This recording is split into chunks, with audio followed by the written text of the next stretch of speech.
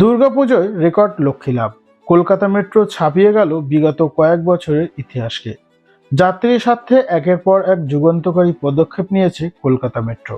চলতি বছর দুর্গাপুজোয় কলকাতা মেট্রোকে দুহাত ভরে আশীর্বাদ করল যাত্রী সাধারণ। আর এই যাত্রী সাধারণের আস্থা ফের একবার অর্জন করে নিজেকে সেরা সেরা গণপরিবহন হিসেবে প্রমাণ করেছে কলকাতা মেট্রো। দুর্গাপুজোয় পঞ্চমী থেকে নবমী পর্যন্ত কলকাতা মেট্রো আবারও গ্রাহকদের প্রত্যাশা পূরণ করেছে। এই সময়ের মধ্যে 43.6 লাখেরও বেশি যাত্রী মেট্রোয় চড়েছেন, যার মধ্যে 4.83 লাখেরও বেশি যাত্রী আমার কলকাতা মেট্রো অ্যাপের মাধ্যমে টিকিট বুক করেছেন। নবমীর দিন 1 অক্টোবর 2025-এ একদিনেই 8.16 লাখ যাত্রী মেট্রোতে ভ্রমণ করেছেন। এর মধ্যে ব্লু লাইন ব্যবহার করেছে 6.26 লাখ এবং গ্রিন লাইন ব্যবহার করেছে 1.69 লাখ যাত্রী।